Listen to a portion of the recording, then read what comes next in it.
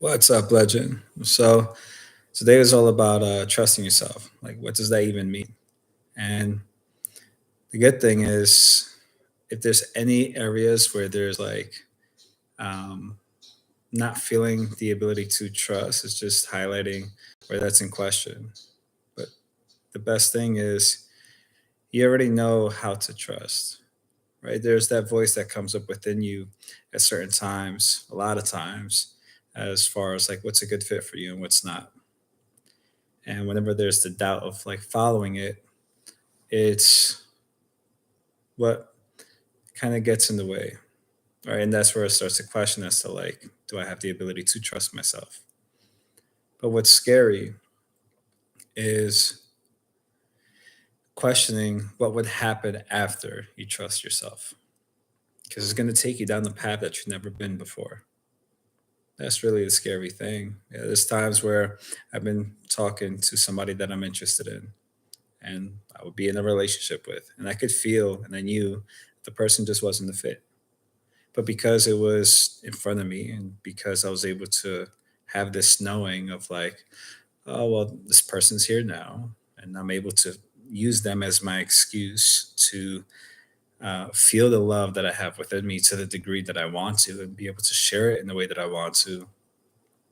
This thing, I want to keep this going.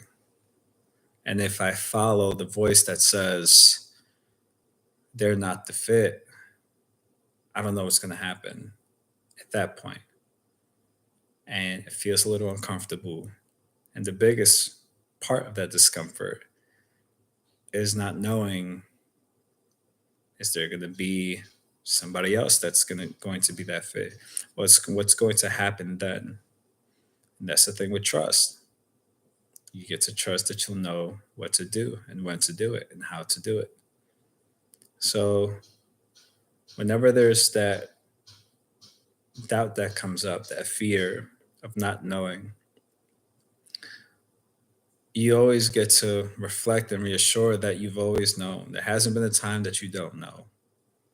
Even when it's like the scariest thing. That's honestly why it's so much easier to think about like negative thoughts, because they're known, they're practiced, they're rehearsed. And the good stuff is like, okay, it's good, but then what if it doesn't happen? And it's like it's almost trusting in the fears, it's trusting in the worries, trusting in the doubt.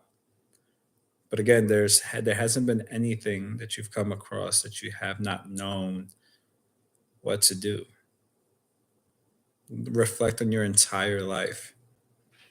Even when it was something that you genuinely didn't know how to do, didn't you always somehow figure it out?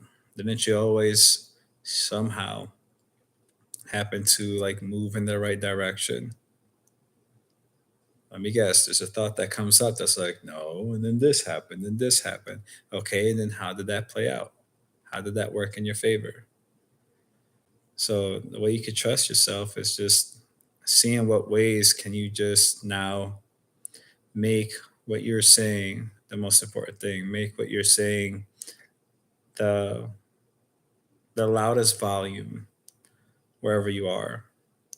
Because it's only when we take other people into consideration that we start to question that voice within our heads and start honestly doubting our abilities. Where every time every time that you follow through on that voice, it pays off. How many times did something happen and you reflected back and you're like, I knew not to do that thing. Or I knew that wasn't a good fit. Or I knew it's little ways that you're actually reassuring yourself that you can trust yourself. And the best thing is you could trust yourself not to even be mad at you for not listening to yourself. You don't have to bully yourself into trusting.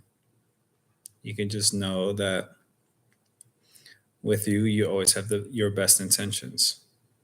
It's only when we have the expectations of somebody else having the same best intentions for us that we have for ourselves that it gets a little confusing. We kind of want like somebody else to do the trusting for us. And that's where, again, you'll be right there to catch you every single time to say, hey, it's okay. How about this time? You just listen to what I have to say. You'll never force yourself to trust yourself. You'll just keep mentioning it. And you could see it as like it's your guides or God or source or universe or whatever you want to put the label on it. It's you. The way I like to introduce people to the idea of channeling or anything is just dropping into the flow state. It's all the same thing. It's allowing yourself to trust.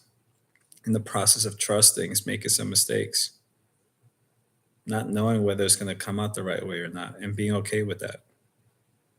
And if it's received well, awesome. If it's not, it's whatever. And that's even with this, that's my whole intention with this. It's letting go of that idea of trying to put a perfect video together. I enjoy putting some reels together on Instagram and stuff, but with this, I just want to be able to just free flow and use this as my practice for that. People watch it, cool. If not, it's a way for me to just keep enjoying um, tapping into and sustaining my authentic frequency, whether I'm recording for something to post up or not. That's the other reason why this is just live every single time. It's just to remain genuine and sustain that authentic feel as if you're right in front of me.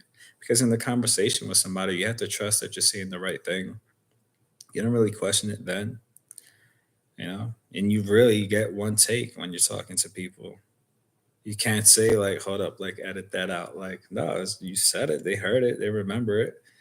Well, not really remember it, but they might not. But yeah, it's this whole idea of posting, sometimes could get in the way. I know it has gotten in the way for me before of like, okay, I fumbled this word, another take. It'll be like a solid hour. And like the video will come out good, but it's just like the energy. I have to like keep finding ways to tap into that energy again and again.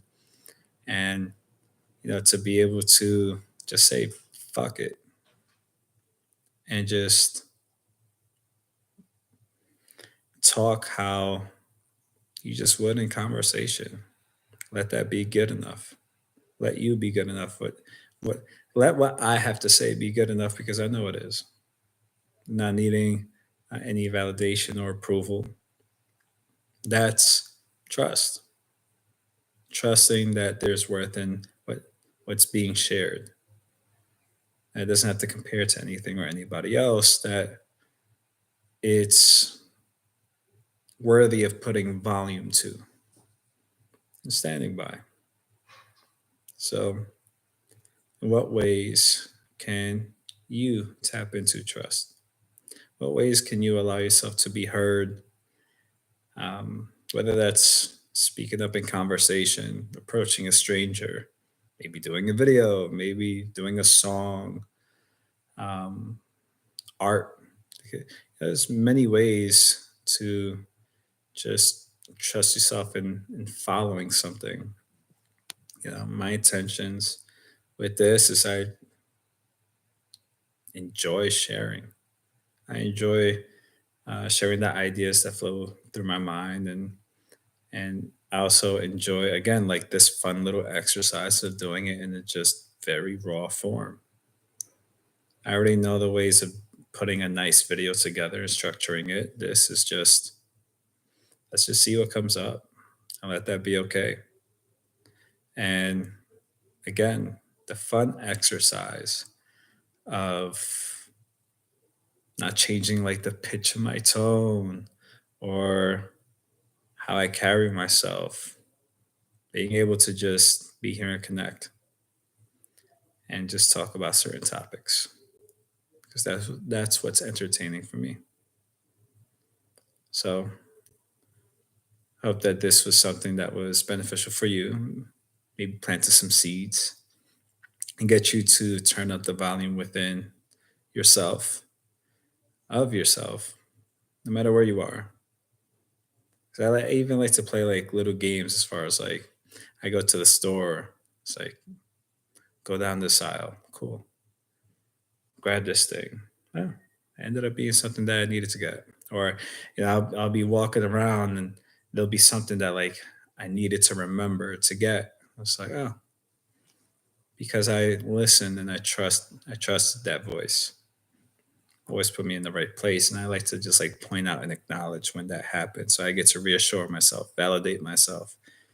I was spot on for trusting me. So I just wanted to plant that seed as I chill in my cozy robe. It's a little chilly out here. And I don't like being cold. So be a little warm. I'm gonna do some things, go to the gym and stay in flow with myself. But wishing you an amazing day, nothing but great things, and remember who you are, because you are the legend of your story.